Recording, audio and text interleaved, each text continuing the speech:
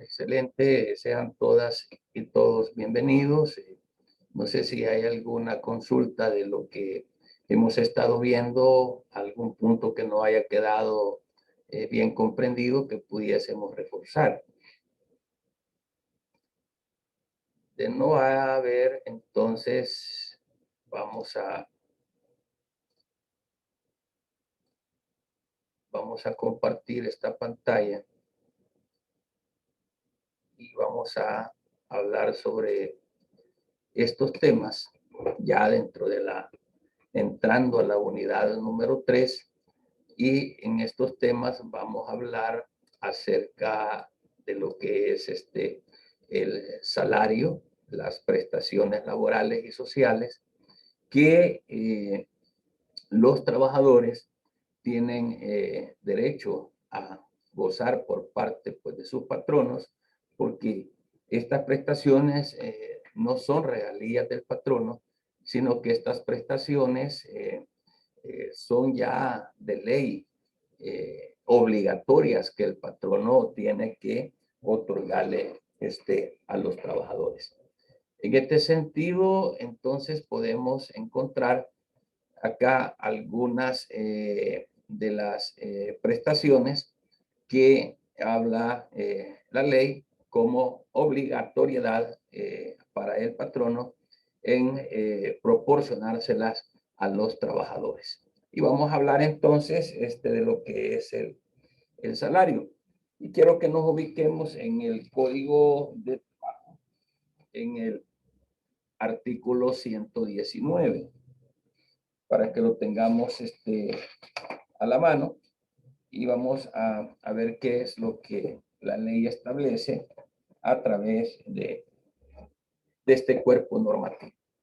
Bien, entonces el salario, ¿verdad? El artículo 109 del Código de Trabajo lo recoge como tal en ese cuerpo normativo, a efecto, pues, de que como beneficio que le es al trabajador, es un beneficio lógicamente que se ha ganado, no porque el patrono pues así quiera hacerlo, sino porque la ley le da ya por establecido ese beneficio. Entonces, en el artículo 119 del Código de Trabajo, habla pues de que el salario es una retribución de dinero, ¿verdad? Que el patrono está obligado a pagar. Así dice el Código, artículo 119, ¿verdad? No sé si alguien me ayuda por ahí para que lo leamos, por favor. Si gusta, se lo leo. ¿Cómo no? Gracias, José. Dice, según el artículo 119 del Código de Trabajo, el salario es la retribución en dinero que el patrono está obligado a pagar al trabajador por los servicios que le presta en virtud de un contrato de trabajo. Esa definición la recogemos pues de lo que es el Código de Trabajo, y en efecto dice que es la retribución en dinero. Es la retribución en dinero que el patrono está obligado. No es bonificación, no es regalía, es obligado. El patrón está obligado a retribuir en dinero, ¿verdad?, al trabajador por aquellos servicios que el trabajador le ha prestado. Y dice en virtud de un contrato de trabajo, ¿verdad? En este sentido, entonces, volvemos a amarrar esa relación patrono-laboral mediante el contrato individual de trabajo, que aunque no se haya firmado un contrato individual de trabajo, pero se entiende de que existe, aunque de palabras se hubiera dado, pero existe con más de 2 días ya de trabajar para el mismo patrono, de que existe un contrato de trabajo, no por escrito, a lo mejor verbal, pero sí hay un contrato de trabajo en la que el trabajador presta ese servicio y el patrono está en la obligación de pagarle al trabajador en dinero, en efectivo, por los servicios que ha prestado, ¿verdad? Entonces, el mismo código también establece que se considera parte integrante de él todo lo que recibe el trabajador en dinero que implique retribución de servicios, ¿verdad? Es decir, me pagan los servicios que yo estoy prestando. Y cualquiera que sea, pues, la forma o denominación que se adopte, ah, como los sobresueldos, por ejemplo, puede llamarse bonificaciones habituales, puede llamarse remuneración del trabajo extraordinario, remuneración del trabajo en días de descanso semanal o asueto, participación de utilidades, como se le pudiera de cualquier forma llamar, siempre vamos a caer en que es el salario es una retribución en la que el patrono le da, le recompensa, le atribuye de forma obligatoria al trabajador porque éste está prestándole un servicio como tal, ¿verdad? Vamos a seguir leyendo, si me ayuda Josué, porfa, el siguiente inciso. Dice, considerarse integrante del salario todo lo que recibe el trabajador en dinero y que implique retribución de servicios, cualquiera que sea la forma o denominación que se adopte, como los sobresueldos y bonificaciones habituales. Remuneración del trabajo extraordinario, remuneración del trabajo en días de descanso semanal o de asueto, participación de utilidades. El siguiente era, ¿verdad? Sí, está bien. No, Perdón. pero está bien porque estamos como reafirmando lo que acabamos de decir, asentándolo en el código ya en el artículo 119. Sigamos, José, que dice, no constituye salario. Y dice, no constituye salario las sumas que ocasionalmente y por mera liberalidad recibe el trabajador del patrono, como las bonificaciones y gratificaciones ocasionales, y lo que recibe en dinero, no para su beneficio ni para subvenir a sus necesidades, ni para enriquecer su patrimonio, sino que para descansar para desempeñar a cabalidad sus funciones, como los gastos de representación, medios de transporte, elementos de trabajo u otros semejantes, ni tampoco las prestaciones sociales de que trata este código. Ok, gracias. También vamos a sumar este principio de igualdad de remuneración. ¿De qué trata este principio? Fíjese que este principio, vea, que rige el salario, se destaca más que todo acotando la igualdad en la remuneración que deben de tener los trabajadores, en virtud del cual, por un trabajo de la misma naturaleza que desarrolle, el empleador o patrono está obligado, el empleador está obligado es decir, el patrono está obligado, sí, el empleador o patrono está obligado a pagar el mismo salario. Esto es en el caso de que dentro de su planilla tenga personas que están haciendo el mismo trabajo, por ejemplo. Ese es el principio de igualdad de remuneración. Están desarrollando la misma actividad, los mismos horarios. Entonces, el principio de igualdad de remuneración dice pues de que debe de equilibrarse o igualarse la remuneración que el trabajador está recibiendo. Hay unos casos excepcionales, ¿verdad? Imagínese la antigüedad que tenga un trabajador, ¿verdad? En este sentido, la antigüedad del trabajador podría dar la posibilidad de que el patrono, aunque sean las mismas actividades que se hagan en los mismos horarios, podría ser de que el patrono pague más al más antiguo o al más experimentado. Estos son casos excepcionales que se ganan como derecho de piso por los años de laborar o por la experiencia que pueda tener.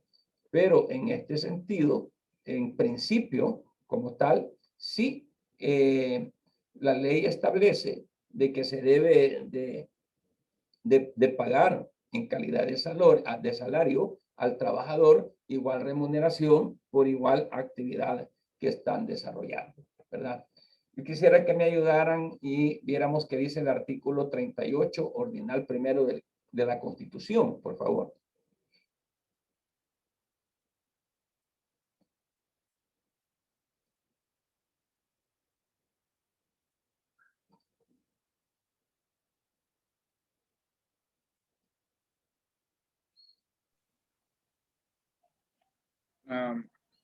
Bueno, dice, en una misma empresa o establecimiento, bueno, artículo 38, ordinal primero, ¿verdad? En una misma empresa o establecimiento y en idénticas circunstancias, a trabajo igual debe corresponder igual remuneración al trabajador, cualquiera que sea su sexo, raza, credo o nacionalidad. Ok. Este principio se llama principio de igualdad de remuneración, que nace como un punto constitucional, pues, o sea, la Constitución es la que lo está creando este principio para que el Código de Trabajo lo retome como tal, ¿verdad? Entonces, el principio de igualdad de remuneración es de carácter constitucional. Entonces, quiere decir de que el patrono no puede obviar esta situación, ni porque, bueno, esté en el Código de Trabajo, sino porque es asidero de la Constitución, ¿verdad? Entonces, ese principio es trascendental porque fundamenta en la igualdad, que es uno de los valores constitucionales. Y eso de la igualdad la encontramos en el artículo 3 también de la Constitución, donde dice que todos somos iguales ante la ley. Entonces, de ahí mismo también se retoma esa situación de tal manera, pues, de que el principio de igualdad naciente en la Constitución también lo confirma el artículo 3, que dice que todos somos iguales ante la ley. Bien, ya consideramos lo que dice el artículo 119 del Código de Trabajo, que expresa de forma clara lo que es la definición de salario, pues la retribución de dinero que el patrón está obligado a pagar al trabajador por los servicios que éste le presta. El artículo 120 es importante también porque dice que el salario debe de pagarse en moneda de curso legal. Esto es bien interesante. En El Salvador, actualmente el dinero que circula o la moneda de curso legal es el dólar. Pero fíjense que antes del 2001, acá circulaban los colones. Esa era la moneda de curso legal, tal cual dice el artículo 120. Del 2001 para acá entra una ley que se llama Ley Bimonetaria, que decía la ley en su extracto de que acá pueden circular dos monedas en El Salvador, el colón y el dólar. Así dice la ley bimonetaria. Y ahí está esa ley. Pero resulta de que el Banco Central de Reserva comenzó a recolectar los colones y empezó a cambiarlos por dólares. Al caso, pues, de que en la actualidad, en los bancos, en los comercios, la moneda única que está circulando es el dólar.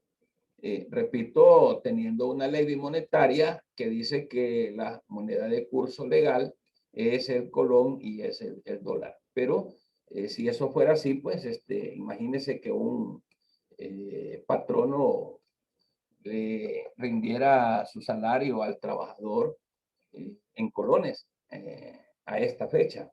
Sería impropio. Sin embargo, ahí está la ley, pero actualmente por la cuestión de que solo el dólar está trabajando, entonces el artículo 120 dice que el salario debe de pagarse en moneda de curso legal, es decir, en dólares. Ahora se opta que en muchas empresas, antes, recuerdo que en las empresas que pagaban, hay empresas que pagan cada 14, cada viernes, cada quincena, cada mes.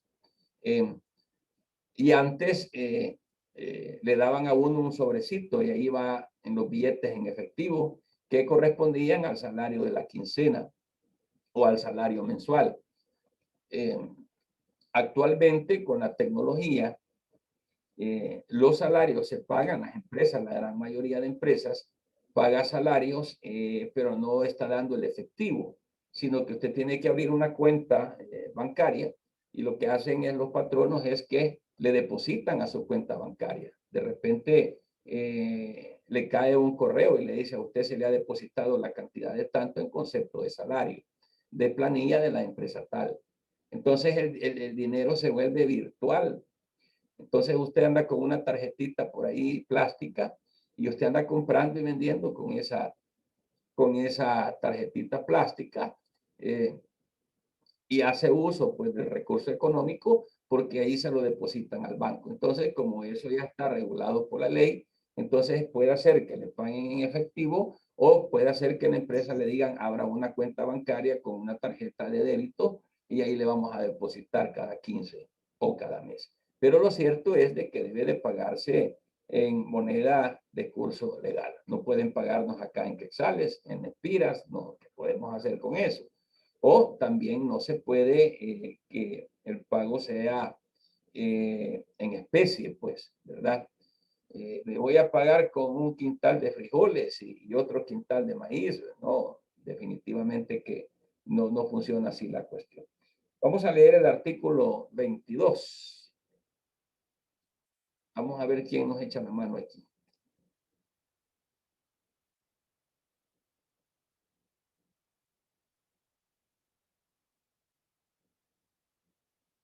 Yoli. Démosle. Gracias. Artículo 122. El salario se estipulará libremente, pero no será inferior al mínimo fijado de las maneras establecidas en este código. Ok. El salario se estipulará libremente. En premisa, la ley le está dejando opción al patrono de poder establecer en cuánto valora la plaza.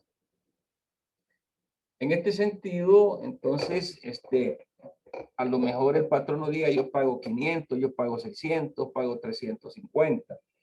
Y ahí queda a libre voluntad del trabajador de aceptarlo o no. Media vez él lo acepte y se asienta en el contrato de trabajo, ya es un contrato donde se plasman las voluntades. Entonces, cualquier cantidad que el patrón valore por esa plaza, dice el código de que es libremente, pero con una excepción, que ese valor no puede ser menor al salario mínimo fijado en las maneras establecidas en este código. Fíjese que hay un techo mínimo como lo que nosotros llamamos el salario mínimo. En nuestro país el salario mínimo varía. La industria, el comercio y la agricultura, el trabajo agrícola, cada uno de esos sectores laborales tienen un techo mínimo que se llama salario mínimo. Es decir, que abajo de eso que la ley ha estipulado, no se le puede pagar al trabajador. Si usted le dice o el patrono le dice a usted, vaya, mire, si quiere trabajar conmigo, le voy a pagar mensualmente $250, por ejemplo. Entonces usted podría decirle que sí, pero imagínese que celebran un contrato y el Ministerio de Trabajo se da cuenta, en efecto, que van a sancionar al patrono porque el salario mínimo anda arribita de los $300. Entonces, si la ley establece que el salario mínimo anda arribita de los $300, entonces no puede el trabajador contratarlo a usted y pagarle menos de ese límite mínimo que la ley ha establecido en calidad de salario. En este sentido, pues los patronos se ven obligados conforme a la ley a pagar los salarios que en efecto la ley misma eh, eh, establece para poderlo hacer así, ¿verdad? Veamos el artículo 126. Fíjese que el artículo 126 habla de las principales formas de estipulación de salarios. ¿Cuáles son las principales formas de estipular un salario? O sea, vamos a pagar dependiendo, lo vamos a estipular el salario clasificado en diferentes maneras. Vamos a pedirle a Keila Paredes que nos haga el favor de leer el artículo 126, literal A. Sí, licenciado. Artículo 6. Modalidades de pago del salario. Las principales formas de estipulación de salario son: A, por unidad de tiempo, cuando el salario se paga ajustándolo a unidades de tiempo sin consideración especial al resultado del trabajo. Gracias, Kelly.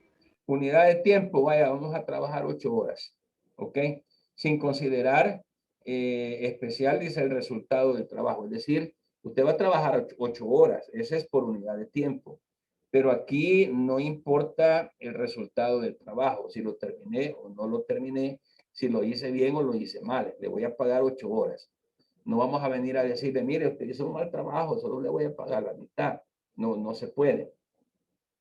Lo que sí podría ser es que si usted no hace un trabajo correcto, adecuado, idóneo, lógicamente la empresa pues no le va a rendir, entonces lo van a tener que quitar. Pero las formas que se estipulan para pagar un salario pueden ser por unidad de tiempo, ¿verdad? Voy a pagarle $350 por el tiempo de un mes, por ejemplo, o sea, mensual. Y así se estipula. Vamos a leer el literal B, Daniel Arias. Se me escucha. Sí, Buenas claro. tardes. Literal B, por unidad de obra, cuando solo se toma en cuenta la cantidad y calidad de obra o trabajo realizado, pagándose por piezas producidas o medidas o conjuntos determinados, independientemente del tiempo invertido. Ok. No importa, un ejemplo, yo quiero contratarlo, le voy a pagar a usted porque vamos a, bueno, la industria de la construcción, por ejemplo. Entonces yo le voy a pagar a usted por obra y le voy a pagar a $10 por metro cuadrado.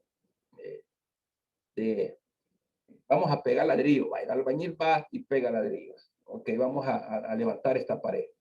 Pero esta pared se la voy a pagar por metro cuadrado y le voy a dar $10 por metro cuadrado. Entonces el trabajador ahí está, pues. Como puede apurarse o no puede apurarse, el problema va a ser del trabajador. Porque si al final del día el trabajador solo hizo 3 metros cuadrados, solo se ganó 30. Pero si el trabajador es listo, aprovecha el tiempo, trabaja y produjo más, lógicamente le van a pagar dependiendo de la cantidad de trabajo que haya realizado, ¿verdad? O por piezas producidas. Ahí esto se ve mucho en la cuestión de las maquilas, por ejemplo. Este, en las maquilas va produciendo así por parte. Alguien le pone el cuello a la camisa, alguien le pone la bolsa a la camisa, alguien le pega los puños a la camisa, alguien le pega los botones a la camisa. Entonces esa camisa va de sección en sección. Entonces, imagínese que le digan a usted, le voy a pagar 1 centavo por botón pegado. Si hoy pegué 10 botones, me gané 10 centavos. Si hoy pegué 100 botones, me gané 100 centavos. O sea, esto va a depender, ¿verdad?, de la cantidad de trabajo que haya realizado, y a esto se le llama por unidad de obra, ¿verdad? Y aquí no importa qué tiempo invierta. En el primero sí, en el primero es por unidad de tiempo. En el día le voy a pagar $30. Ese es el salario diario que usted gana. Le abunde o no le abunde, termine o no termine, ese es el salario que se estipula por día. Cuando uno es empleado, así lo miden. Pero en cuanto a producción, muchas veces el patrón nos paga por obra porque les conviene más. Porque si no, el trabajador se le va a hacer por ahí, como dicen el suizo, el de los panes, y se va a estar por ahí perdiendo el día, de tal manera de que el día corra y tal vez el trabajo no lo haga. Pero al patrón no le conviene más que todo cuando es una prestación de un trabajo de obra, de producción en una fábrica. Entonces ahí le van a decir, vaya, por cada cuello le voy a pagar $1. Si usted pagó 10 cuellos, pegó 10 cuellos, se ganó $10. Pero yo quiero ganar más, entonces me voy a preocupar más por la producción. Para ganar más, el patrón no sale ganando porque tiene más producto, ¿verdad? Veamos el C, señorita Kelly Roque. Ahorita, literal C, por sistema mixto, cuando se paga de acuerdo con las unidades producidas o trabajo realizado durante la jornada de trabajo. Sí. Dice cuando se paga de acuerdo con las unidades producidas o trabajo realizado durante la jornada de trabajo. Es mixto porque ahí pueden darse las dos situaciones. Que la jornada de trabajo, que es de 8 horas, desde la mañana hasta por la tarde cuántas unidades hizo. Entonces le voy a, durante el tiempo de esas 8 horas, hizo, por ejemplo, 300 unidades. ¿Ok? Entonces estamos en el sistema mixto porque él entra a las 8 y sale hasta en la tarde. Pero dentro de ese tiempo que la ley le enmarca en el contrato de trabajo, logró producir X cantidad de unidades. Vamos a ver el Che, el que es por tarea, Reinita Paniagua, vamos a ver.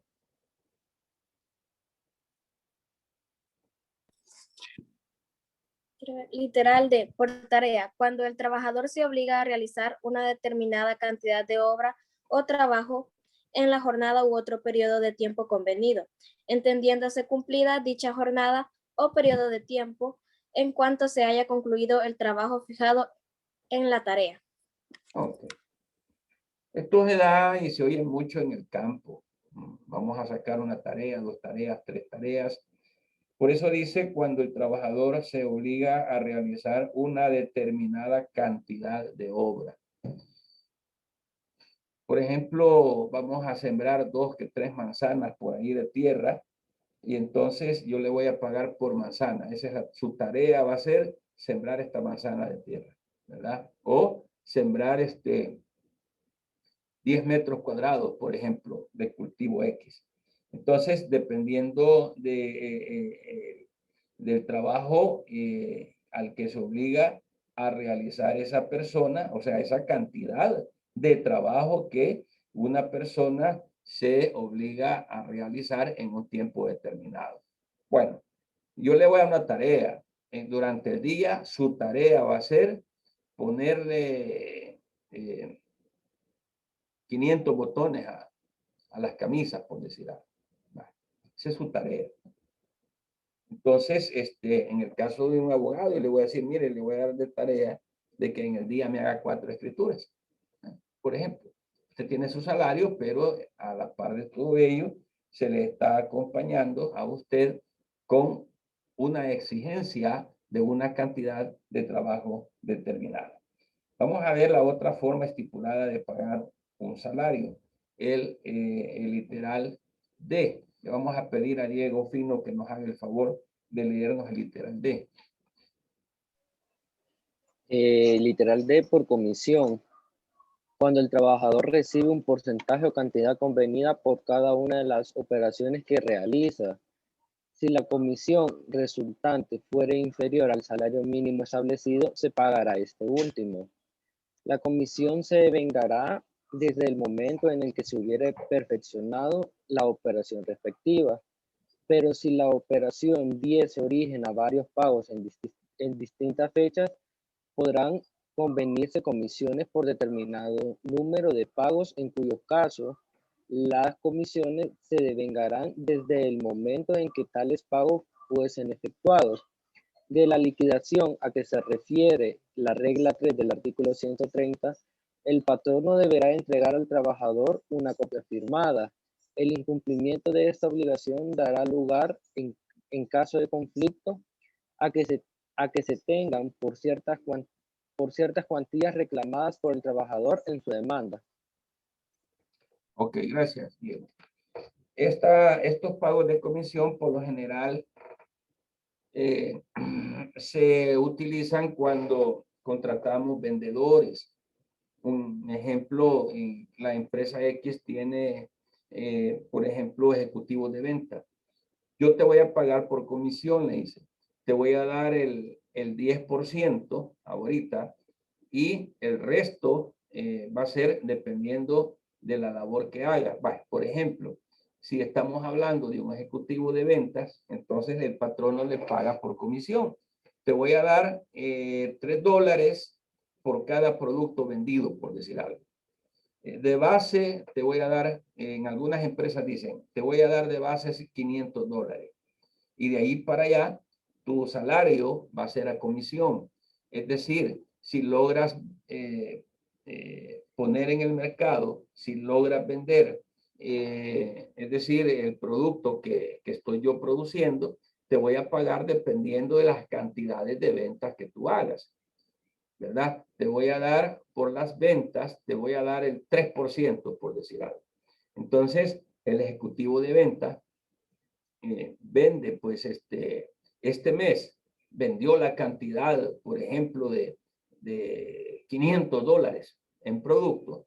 Entonces, el patrono a esos $500 de venta que ha hecho, le saca el 3%.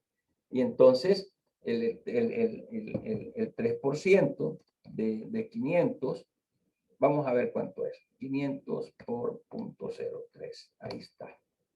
Mire qué poquito. Te voy a pagar $15 porque ese es el 3% de 500, por decir algo. Más los 500 que te estoy pagando como sueldo, salario base. Y de ahí para allá es un porcentaje. ¿Sabe usted de que, por ejemplo, tal vez usted tenga conocimiento de personas que trabajen como ejecutivos de venta? Se van a dar cuenta que los ejecutivos de venta son los que mejor ganan. Porque el ejecutivo de venta, entre más vende, el porcentaje que tiene le ayuda, lógicamente, a hacer un salario bonito, pues, ¿verdad? Vendí 1,500, vendí 3,000, vendí $10,000, 50,000, por ejemplo, en esas empresas que se vende bastante producto, empresas famosas que se vende bastante producto, el vendedor va y coloca en el mercado 10,000 unidades de X producto, equivalentes a 30, 40, $50,000. Ahí sí, la estipulación de salario que se ve mediante la comisión, sí se ve bonita. Ustedes tienen la oportunidad de charlar con un ejecutivo de ventas, pregúntenle. Y la comisión al final sale bien bonita, ¿verdad? Así es que esa es la otra forma, ¿verdad? Te voy a dar una comisión del tanto por ciento por el logro que se obtiene. O por ejemplo, en mi empresa me dicen, si se superan las producciones, las ventas, yo te doy como comisión, te voy a dar un porcentaje de X, que eso trae la forma de poder estipular el salario. ¿Ok? Le vamos a pedir a Alessandra Flores que nos lea el literal E. ¿O la E? ¿Sí? La F, ¿verdad? E. Por comisión. Cuando el trabajador recibe un porcentaje o cantidad convenida por cada una de las operaciones que realiza. Si la comisión... El siguiente literal. Destajo, por ajuste o precio alzado. Cuando se pacta el salario en forma global, habida cuenta de la obra que ha de realizarse sin consideración especial al tiempo que se emplee para ejecutarla y sin que las labores se sometan a jornadas u horarios. Ok, gracias. Es un ajuste o precio alzado, se le llama. Ok. Este es algo parecido a la tarea. Es algo parecido es una mezcla, llamémosle así, una combinación, llamémosle así, de lo que es el pago por obra o el pago por tarea a destajo, o sea, por ajuste de precio alzado, cuando se pacta el salario en forma global como tal. Habida cuenta, dice, de la obra que ha de realizarse, sin consideración especial al tiempo que se emplee para ejecutarlo. Como digo, se parece a la tarea, se parece a la unidad de obra, no importando el tiempo, pero es una combinación de todas estas, ¿verdad? Para que el trabajador pueda ejecutarla sin que las labores se sometan a jornadas u horarios. ¿Ok? Esa es otra de las maneras que se dan. Y ahí tenemos el ejemplo de personas que trabajan a domicilio, que eso lo vamos a ver después, que desde sus casas están produciendo y entonces le llevan resultados de producción al patrono y de ahí va a depender el salario pues, que se haya estipulado. ¿Preguntas, jóvenes? Sí, perdón, que no entendí muy bien lo del salario a destajo o por ajuste de precio alzado. Sí, decía que es como una combinación. Esto casi no se da en nuestro medio, pero es como una combinación entre lo que trabajar por obra o trabajar por tarea, sometiéndose el trabajador a la producción de algún resultado sin necesidad de jornadas ni tiempos, sino a destajo, o sea, por ajuste o precio alzado. Producir, por ejemplo, 10 camisas. Ok, esto le va a costar al patrón, por ejemplo, que me pague $10 por camisa, por decir un algo. Entonces, eso es por ajuste o precio alzado. Es decir, donde también tiene que intervenir los valores que se juegan en el mercado, de tal manera de que dependiendo de esos valores que se juegan, que no son estables, sino que son variables como tal, entonces se puede pactar un salario como tal, ¿verdad? Es una fusión entre estas otras combinaciones parecidas. Bien. La jornada de trabajo. Vamos a hablar de la jornada de trabajo. Y nos vamos a ir al artículo 161.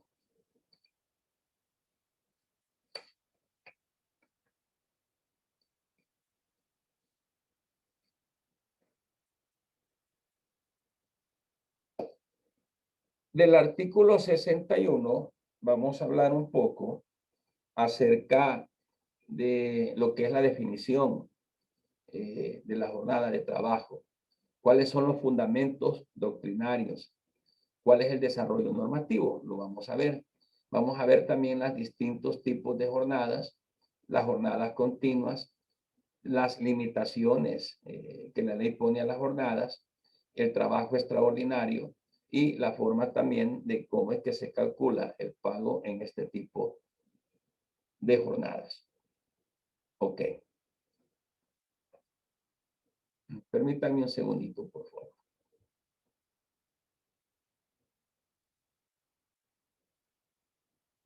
Les ruego 2 minutitos ahorita, por favor.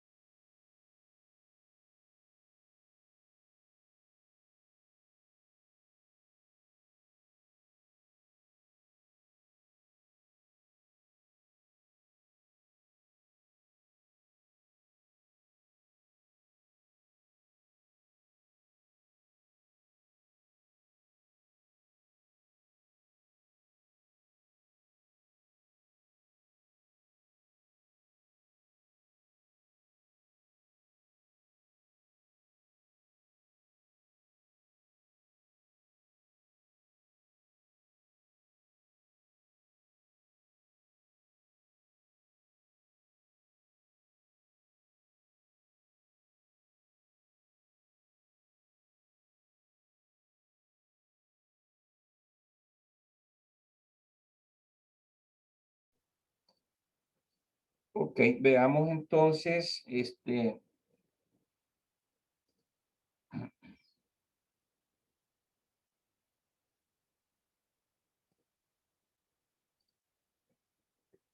de la jornada de trabajo, veamos entonces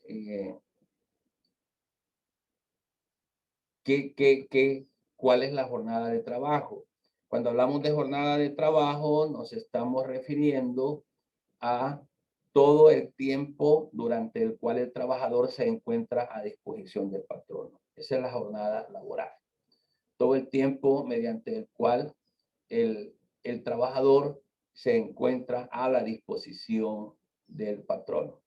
Cuando hablamos de fundamentos doctrinarios, vamos a decir o aclarar o entender por qué razón existe la jornada laboral. Fíjese bien que el fundamento doctrinario de carácter fisiológico habla de que cuando el tiempo trabajado es muy extenso o es muy agotador, entonces eso va a venir a producir efectos que no son deseados para el trabajador. ¿Por qué?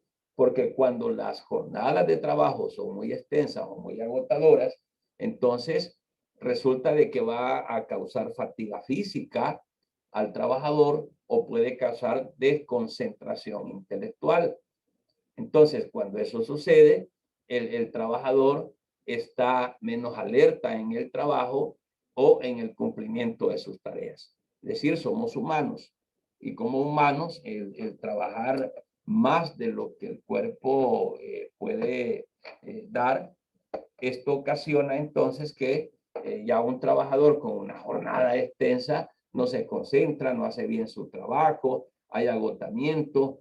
Entonces, por esa razón es que doctrinariamente podemos determinar y fisiológicamente la necesidad de que la ley haya establecido una jornada laboral para que dentro de esa jornada, ya vamos a hablar más adelante de los descansos, el trabajador pueda recuperarse enérgicamente y así pueda pues también dar cumplimiento con el trabajo que se le está exigiendo. También el carácter económico. Lo primero era un carácter fisiológico, tiene que ver con la necesidad de la persona física, el fisiológico. Y acá vamos a ver ese fundamento doctrinario, ¿verdad? De carácter económico. Fíjese que con las jornadas que puedan ser extensas y la fatiga que éstas producen, ¿verdad? Resulta de que ese ritmo de calidad de producción puede disminuir sensiblemente. Además de ello, en épocas de alto desempleo estructural, las limitaciones de la jornada, ¿verdad? Es una política de empleo que intenta lograr una mejor distribución del tiempo de trabajo entre los trabajadores desempleados, porque también la jornada le puede dar pauta al trabajador de que, por ejemplo, hay empresas donde se trabajan con diferenciación de tiempo. Alguien entra a las 8 de la mañana, otro sale a las 2 de la tarde, otros entran a las 2 de la tarde y salen a las 10 de la noche, por decir algo. Entonces tiene que ver también con el aspecto económico, porque al mismo tiempo de que la jornada laboral le permite al trabajador ubicarse en cuanto al tiempo versus el desarrollo de su trabajo fisiológico, da a otros también la oportunidad de poder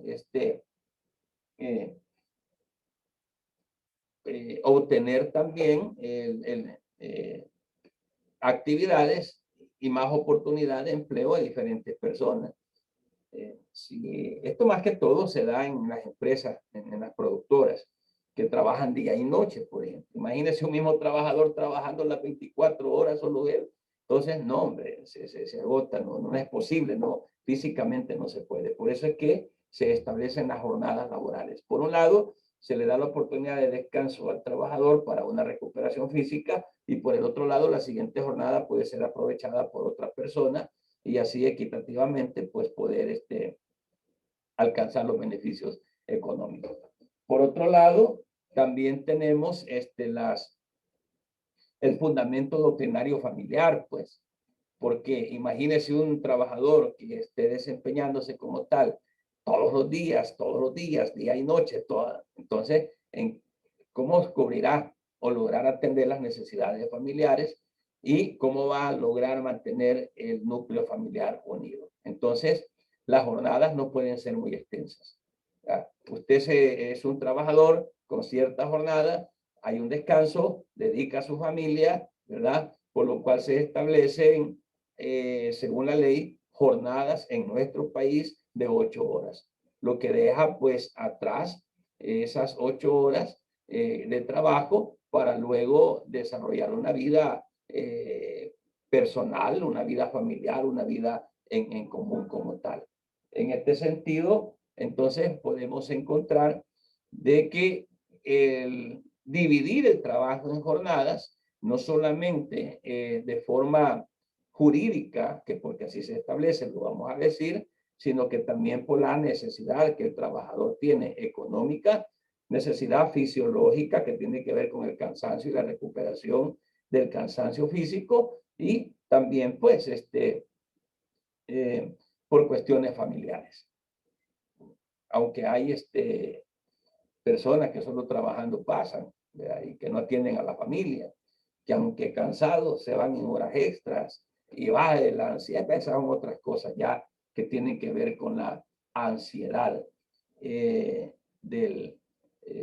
ansiedad, por ejemplo, al dinero, pues que no nos podemos conformar con los 2 pesos que ganamos, sino que estamos de forma ambiciosa queriéndole buscar más cuando tal vez es innecesario.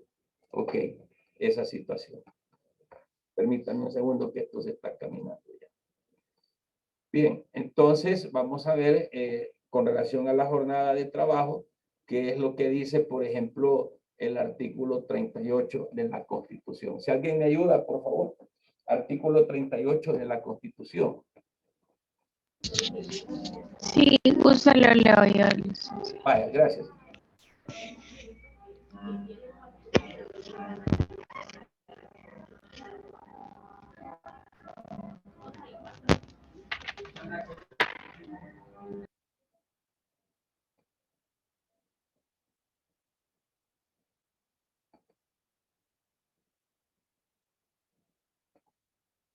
Ok.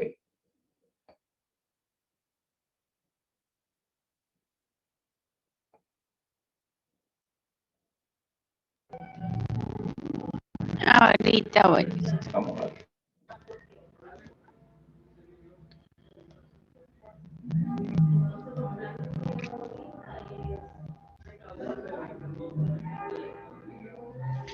Artículo 38. El trabajo estará regulado por un código que tendrá por objeto principal armonizar las relaciones entre patronos y trabajadores, estableciendo sus derechos y obligaciones. Estará fundamentado en principios generales que tiendan al mejoramiento de las condiciones de vida de los trabajadores e incluirá especialmente los derechos siguientes. Primero, en una misma empresa o establecimiento y en idénticas circunstancias, a trabajo igual debe corresponder igual remuneración al trabajador, cualquiera que sea su sexo, raza, credo o nacionalidad. Vámonos, Segundo. Keila, vámonos específicamente al 6, ordinal sexto. Okay.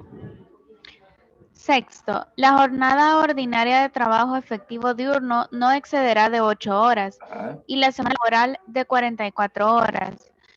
El máximo de horas extraordinarias para cada clase de trabajo será determinado por la ley. La jornada nocturna y la que se cumplan tareas peligrosas o insalubres será inferior a la diurna y estará reglamentada por la ley. La limitación de la jornada no se aplicará en casos de fuerza mayor. La ley determinará la extensión de las pausas que habrán de interrumpir la jornada cuando, atendiendo a causas biológicas, el ritmo de las tareas así lo exija, y la de aquellas que deberán mediar entre 2 jornadas. Las horas extraordinarias y el trabajo nocturno serán remunerados con recargo. Ok.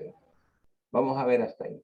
Entonces, según lo que la Constitución establece, es que las jornadas laborales no van a exceder de 8 horas ni 44 horas semanales, ¿ok?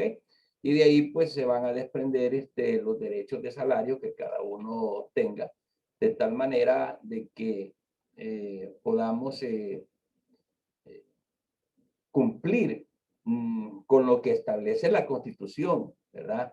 Entonces, lo que acaba de ver la compañera es en relación también a ese limitante que tenemos de trabajar solamente 8 horas, ¿verdad? Y bueno, dice aquí, la jornada nocturna y la que se cumpla en tareas peligrosas o insalubres será inferior a la diurna y estará regulada por la ley. La limitación de la jornada no se aplicará en casos de fuerza, mayor, ¿verdad?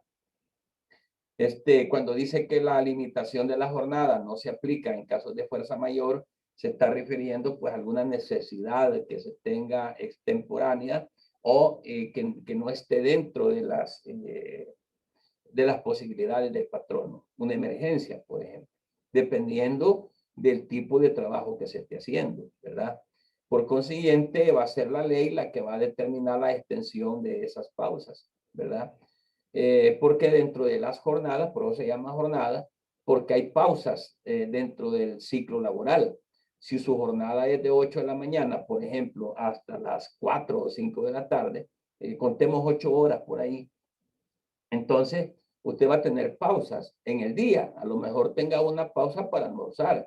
A lo mejor la empresa le regale una pausa para el café. A lo mejor la pausa va a ser toda la noche porque el día siguiente va a seguir con la siguiente jornada. A lo mejor vengan las vacaciones, esas son pausas que se dan, o asuetos, ¿verdad? Que se dan, o días feriados que se dan, que la ley misma lo establece, de tal manera de que esos beneficios que usted tiene vengan a restablecer su condición física de salud, de fuerza, para poder seguir laborando en la jornada que continúa, ¿verdad? Vamos a ver. Permítanme un segundo acá. Ahí está. Vamos a hablar de las diferentes jornadas de trabajo que la ley estipula. Y lo vamos a ver en el artículo 161, ¿verdad? Del Código de Trabajo, que es lo que nos estamos ubicando acá. Muy bien, perfecto. Artículo 161. Le vamos a pedir entonces, ¿quién no ha leído todavía?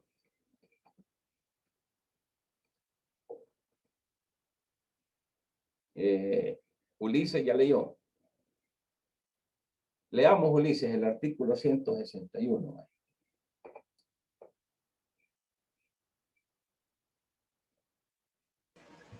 Clase de jornadas, artículo 161. Las horas de trabajo son diurnas y nocturnas.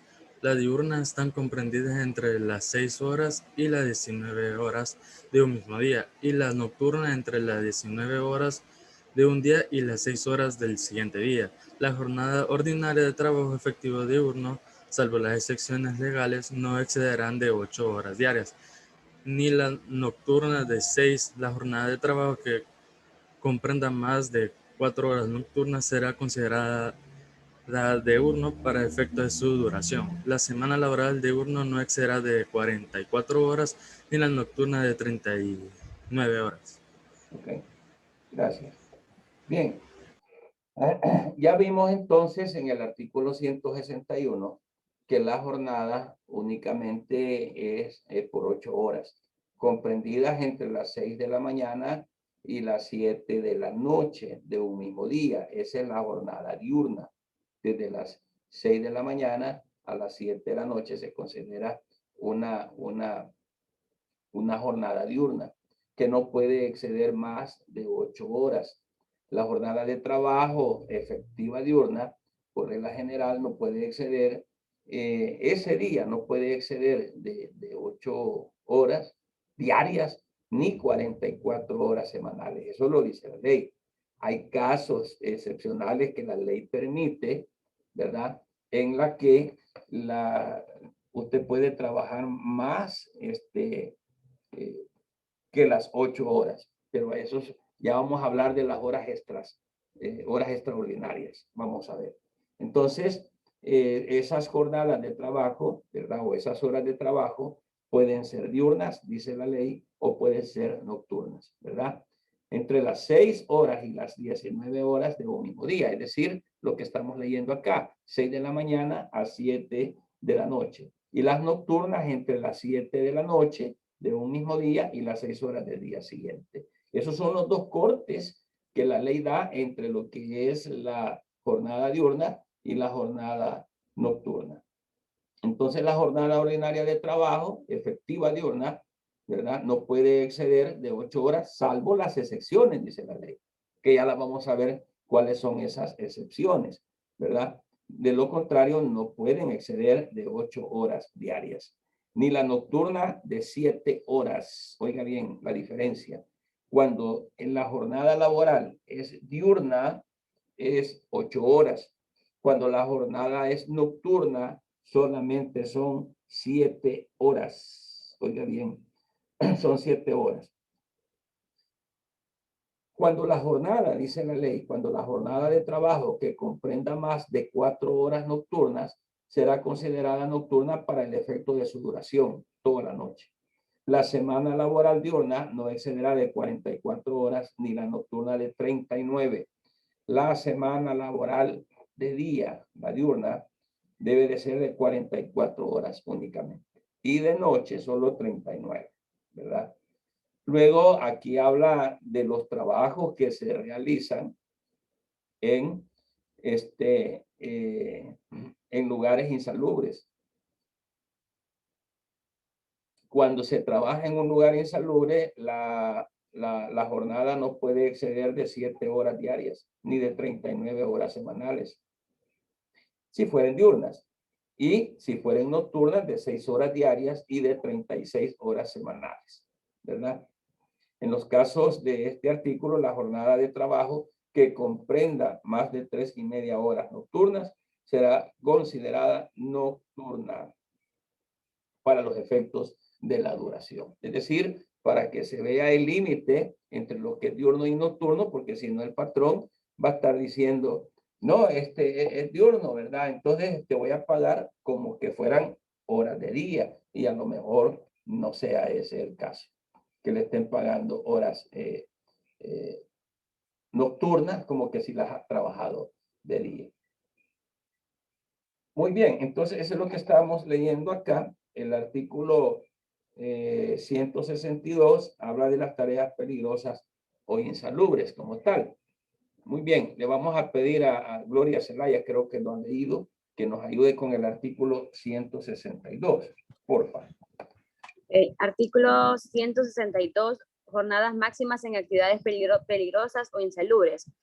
En tareas peligrosas o insalubres, la jornada no excederá de las 7 horas, ni de 39 horas semanales si fuera diurna, ni de 6 horas diarias, ni de 36 horas semanales si fuera nocturna. En los casos de este artículo, la jornada de trabajo que comprenda más de 3,5 horas nocturnas será considerada nocturna para los efectos de su duración. Se consideran tareas peligrosas o insalubres las laborales comprendidas en los artículos 106 y 108. En caso de dudas sobre si una tarea es peligrosa o insalubre, se estará a la calificación de que la misma haga la Dirección General de Previsión Social. No obstante, lo dispuesto en el inciso primero de este artículo, los patronos de empresas en que se realicen tareas conceptuadas como peligrosas o insalubres podrán solicitar al Ministerio de Trabajo y Previsión Social autorización para trabajar de conformidad con las normas establecidas en el artículo anterior, la que se otorgará previo dictamen de la Dirección General de Previsión Social, en que conste que dichas empresas emplean sistemas y equipos de seguridad e higiene apropiados a sus actividades y que los riesgos profesionales con responsabilidad patronal no han sido frecuentes. La autorización referida se revocará si varían en cualquier tiempo los extremos indicados. Excelente, gracias. Fíjese de que todo esto habla para que nosotros entendamos realmente cuál es la jornada de labor peligrosa o cuál es la jornada de labor insalubre, ¿verdad? Por consiguiente, estas deben de ser de menor actividad al resto de jornadas. ¿Por qué son peligrosas? Porque son las que pueden causar la muerte del trabajador o dañar su integridad, de modo que el trabajador pueda tener pues alguna dificultad grave en su persona, en su integridad física. Y son insalubres porque pueden dañar la salud del trabajador. Por ejemplo, ahí vemos en el caso de, bueno, hay trabajadores que trabajan en hospitales, por ejemplo, ¿verdad? Y ahí en hospitales hay trabajadores que trabajan en zonas insalubres, pues, ¿ok? O hay trabajos donde el trabajador desempeña sus actividades en medio del peligro, ¿verdad? Y el peligro, por ejemplo, se está manipulando algún químico o un material que pueda ser nocivo. Por ejemplo, esos constructores que trabajan en las alturas. Entonces, esas jornadas no pueden ser mayor como tal, precisamente por la forma de cómo están desarrollando su actividad, donde hay un riesgo mayor, hay un peligro, es decir, que se puede hasta ocasionar la muerte del trabajador o la integridad física. Y si es insalubre, porque también la salud del trabajador se daña. Entonces hay que tener mucho cuidado porque fíjense que hay enfermedades que tal vez no pueden darse en el momento, sino con los años de que el trabajador esté laborando en esa actividad, pueden venir resultando los achaques. Vaya, por ejemplo, yo conocí el caso de un trabajador que estaba demandando a una empresa textil porque ahí hacían la tela. Entonces, ¿qué es lo que sucede en esas empresas donde hacen tela? Lo que nosotros le llamamos mota, que es un polvito que vuela de la tela, que no se mira, no se mira, pero cuando la tela se está trabajando y se está haciendo, el hilo está trabajándose, entonces vuela esa cosa que se le llama mota. No se alcanza a ver porque es muy fino. Entonces el trabajador había laborado para esa empresa como más de 20 años y él había terminado con dificultad en sus pulmones. Y cuando le hicieron exámenes y todo, le encontraron residuos de ese material que era producto de tanto año laboral, es que él había absorbido a través de sus vías respiratorias y entonces estaba terminando pues mal de sus pulmones. Y así, vea, trabajadores que laboran en lugares insalubres o peligrosos, las jornadas no pueden ser mayor que eso, ¿verdad? Licenciado. Dígame, sí. Y en el caso de los policías, porque estoy viendo de que muchos están trabajando, o trabajan hasta 18 horas y también muchos trabajan en horas nocturnas. ¿Cómo sería ahí Vaya, porque... fíjese, ok, buena pregunta. Fíjese de que acabamos de leer en el artículo anterior de que las jornadas no pueden ser mayor de 8 horas o de 44 horas semanales, 8 horas diarias o 40, a excepción, dice la ley, ¿verdad? ¿Ya? En casos excepcionales, o sea, en casos legales excepcionales. En el caso de ellos, por la naturaleza del servicio que prestan, por ejemplo, los administrativos sí están trabajando las 8 horas, pero en el caso de ellos, por la seguridad, del servicio de seguridad que ellos prestan, cuando ellos trabajan esa cantidad de horas, ¿verdad? Que hasta se van hasta con 24 horas laborando, pero se los compensan con horas de descanso. Si alguien entra, por ejemplo, a trabajar, hoy es miércoles, hoy entró a trabajar a las 6 de la mañana, dijéramos, y sale mañana hasta las 6 de la mañana, trabajó 24 horas. Entonces, él se va con 24 horas de descanso o se va con 48 horas de descanso.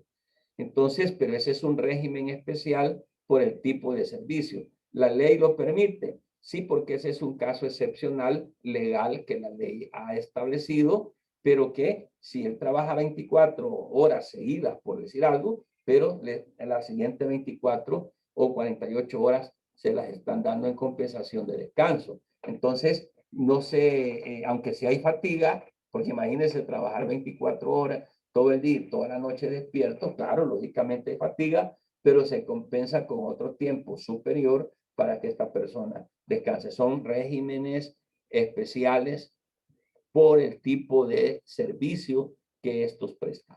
No es lo mismo trabajar yo trabajando en oficina acá en la universidad, que el servicio por la naturaleza misma que ellos prestan.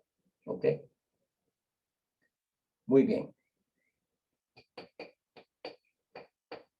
Bueno, también hay otro tipo de peligros que no los contemplamos como tal o no están expresamente establecidos en el código, pero son aquellos que señala el artículo 162 en el inciso tercero, que son aquellos que son peligrosos o insalubres, pero que así los califica la Dirección General de Previsión Social del Ministerio de Trabajo y Previsión Social por inspecciones que estos hacen. Entonces, estos determinan si en efecto ese lugar es peligroso o es insalubre. Y si así lo ha determinado la Dirección General de Previsión Social del Ministerio de Trabajo, en efecto, sí, estos entran en esa categoría, ¿verdad? Veamos entonces qué sucede con los menores de edad. El trabajo de los menores de 16 años no puede ser mayor de 6 horas diarias. Esta es la diferencia, ¿verdad? Y en cuestión de semanas no puede ser superior a 34 horas semanales, ¿verdad? No se permiten más de 2 horas extraordinarias al día, ni gran esfuerzo físico. Eso la ley lo establece por el hecho de que son menores de 18 años. ¿Ok? Y los menores, pues estos no pueden trabajar en horas nocturnas. Eso lo dice la ley, pero allá en la empresa muchos lo hacen. Pero sí la ley no permite que los menores de 18 años hagan labores de nocturnidad, ¿verdad? Vamos a ver el artículo 166. 166. Artículo 166. Vamos a pedirle entonces a ¿quién lo ha leído? Edward, parece Suria. Edward. Sí, ahorita. Okay. Artículo 166. Sí. Cuando la jornada no fuere dividida en el horario de trabajo, deberán señalarse las pausas para que, dentro de la misma, los trabajadores puedan tomar sus alimentos y descansar. Estas pausas deberán ser de media hora. Sin embargo, cuando por la índole del trabajo no pudieran tener efecto, será obligatorio para el patrono conceder permisos a los trabajadores para tomar sus alimentos, sin alterar la marcha normal de las labores. En las empresas que prestan un servicio público como las de ferrocarriles, de transporte de pasajeros, de suministro de energía eléctrica y otras análogas, el horario de trabajo será elaborado por la empresa en atención al mejor servicio o a las disposiciones dictadas por la autoridad competente, según el caso, e incorporado al respectivo reglamento interno de trabajo. Los trabajadores y los patronos no podrán pactar en labores esenciales a la comunidad horarios de trabajo que la perjudiquen. En esta clase de servicios, el horario de trabajo deberá ser sometido a la aprobación del director general de trabajo. Ok. Cuando no existe un lapso entre donde concluye una jornada con la otra, ¿verdad? Entonces debe de establecerse, por ejemplo, los horarios de descanso, porque la jornada no puede ser continua. Por eso les decía, hay empresas en las que el patrón les da, por ejemplo, 15 minutos a las 10 de la mañana o 15 minutos a las 3 de la tarde para que puedan tomar su merecido descanso por lo agotamiento de la jornada. O por igual, en a mediodía tienen un tiempo también estipulado, de tal manera pues de que el trabajador tiene que descansar para que no le sea agotador toda la jornada, porque si nosotros decimos jornadas de 8 horas, hombre, no quiere decir que de las 8 de la mañana, 8, 9, 10, 11, 12, 1, 2, 3, 4 de la tarde. Sin parar, no, ¿verdad? Cuando no se estipula como tal, entonces por mutuo acuerdo el trabajador y el patrono dicen, le voy a dar a mediodía le voy a dar 1 hora para que usted pueda comer. Y así. Entonces, en casos especiales, pero que sean calificados por el director general de trabajo, la jornada puede dividirse hasta en 3 partes, ¿ya? De 12 horas máximo. Pero esto ya son casos también especiales. Muy bien. Josué, leamos el artículo 167, por favor. Ok, permítame. Dice, entre la terminación de una jornada ordinaria o con adición de tiempo extraordinario y la iniciación de la siguiente, deberá mediar un lapso no menor de 8 horas. Ok. Ok. Entre la terminación de una jornada ordinaria o una adición de tiempo extraordinario, cuando hablamos de horas extras. Mi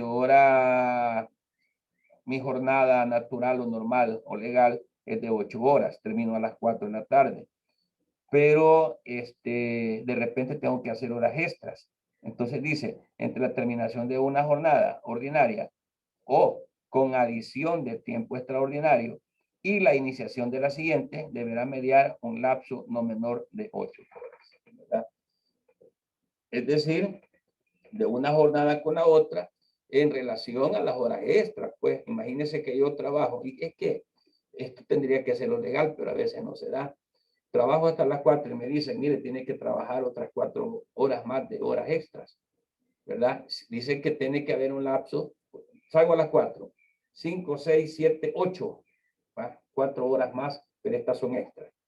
Entonces desde ahí tiene que tener ese lapso para poder dividir una jornada con la otra por la cuestión del cansancio. Pero en la realidad, en la vida práctica, no, salgo a medianoche, a las 12, porque hice horas extras, y al día siguiente tengo que estar bien tempranito en la jornada que corresponde al día que continúa, ¿verdad? Pero en realidad, las jornadas tienen que delimitarse, pues, ¿verdad? Con sus pausas, para no estarle sacando el jugo al trabajador a cansarlo hasta que se mate, sino que deben de darse más también en el caso de que el trabajador debe de saber, o sea, deben de estar definidos los bloques de jornada por los descansos que a le corresponden como tal. Veamos el artículo 170, por favor. No sé, está Fátima por ahí. Artículo 170. Sí. Ya voy. Ok.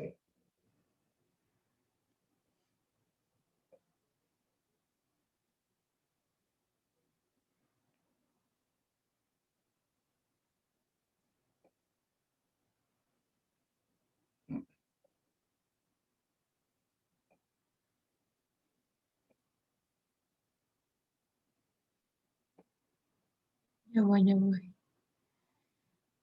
La prohibición de jornada extraordinaria permanente. Artículo 170. El trabajo en horas extraordinarias solo podrá pactarse en forma ocasional, cuando circunstancias imprevistas especiales o necesarias así lo exijan, o que presten un servicio público o de aquellas que la índole de sus actividades laboren normalmente en día domingo. Tienen la facultad de señalar a sus trabajadores el día de descanso que les corresponda en la semana. Fuera de estos casos, cuando las necesidades de la empresa lo requieran, el patrono, para señalar a sus trabajadores un día de descanso distinto del domingo, deberá solicitar autorización al director general de trabajo. Ok. Bien, esto más que todo habla cuando se realiza la jornada ordinaria de trabajo en exceso, ya sea esta jornada diurna o nocturna. Entonces, el trabajador no está obligado a laborar en tiempo extraordinario, ¿verdad? Porque solamente se autoriza cuando sea de forma ocasional y que también, además que sea una ocasión que realmente sea urgente, pueda también establecerse un pacto o un acuerdo. No es obligatorio, sino que es más bien un acuerdo que se dé entre las partes, pero de una forma excepcional, no de todos los días, ¿verdad? Tiene que ser ocasional y que también entre trabajador y empleador haya un mutuo acuerdo, ¿verdad? Entonces, si en un caso, por ejemplo, la empresa labora las 24 horas, que es lo que estamos leyendo, puede pactarse una hora extraordinaria permanente, ¿verdad? Entonces, podría ser de que además de mis 8 horas, el patrón me dé 4 horas o 5 horas más, por ejemplo, de forma extraordinaria. Es probable que sea permanente. Lógicamente, ¿verdad? Uno, que la empresa sea es decir, con actividades de 24 horas, pero que también haya por medio un pacto o un acuerdo, ¿verdad? También se puede pactar una hora extraordinaria y reponerlas del 6º día laboral a fin de que se descanse sábado y domingo. ¿De qué habla esto? Por ejemplo, un ejemplo bien claro. Acá en la universidad hay un grupo de empleados que entran a las 7 de la mañana, 7, 8, 9, 10, 11, 12. Ahí tenemos 5 horas laborales. En la tarde sería 5, 1, 2, 3, 4, a las 4 de la tarde. La salida de este grupo tendría que ser a las 4 de la tarde, pero hay un grupo acá que trabajan hasta las 5 de la tarde. Entonces, esa hora adicional que se considera como hora extra, no la pagan, sino que la compensan con que no vienen a trabajar las 5 horas del día sábado. Esa es otra forma de poder establecer entonces o de componer las jornadas laborales. Como ven ustedes, hemos estado hablando de las jornadas de trabajo y ya estamos entrando a lo que es la parte de las horas extraordinarias. De tal manera entonces de que el contenido de la actividad laboral que se debe de desarrollar básicamente son 8 horas. ¿Ok? Y ya vimos que hay 2 jornadas, diurna y nocturna. ¿Ok? Entonces, que van desde las 6 de la mañana hasta las 7 de la noche y de las 7 de la noche a las 6 de la mañana, esas son las horas que dividen los nocturnos con los diurnos. 8 horas laborales, que es lo que la ley dice. A esa jornada se le llama una jornada diurna, 8 horas, por ejemplo. Si se trabajan más horas de lo que la ley establece, a eso le vamos a llamar horas extras. Entonces, las horas extras entran dentro de las excepciones legales que estábamos leyendo hace un momento. Dice, no podrá trabajar más de 8 horas laborales. ¿Ya? Excepto, dice, algunas excepciones. ¿Cuáles son las excepciones? Horas extras. 8 horas, lo demás es hora extra. Ahora bien, ¿me van a pagar por las horas extras? Sí, claro. Y si las horas extras caen en la noche, entonces va a haber adicional, que eso lo vamos a ver en la próxima clase, cuánto es lo que se paga por una hora extra nocturna o una hora extra diurna. Entonces, la excepción de poder trabajar más de las 8 horas recae en la figura de las horas extraordinarias. Ya vamos a ver más adelante cuáles son los días de asueto, la vacación y todas esas jornadas también de descanso que la ley permite para que nosotros fisiológicamente podamos recuperar fuerzas y seguir rindiendo pues en el trabajo para que se tenga buenos resultados. ¿Ok? Entonces, ahí estamos con las jornadas laborales y hablamos primero del salario, que es la remuneración que se da en moneda de curso legal por el servicio que el trabajador presenta al patrón. Entonces, el patrón está obligado a pagarle al trabajador por el servicio que él le presta. Entonces, ya hablamos de salario, estamos hablando de las jornadas laborales, ¿ok? De día, de noche, horas extras, horas de descanso. y todo eso. ¿Preguntas, jóvenes?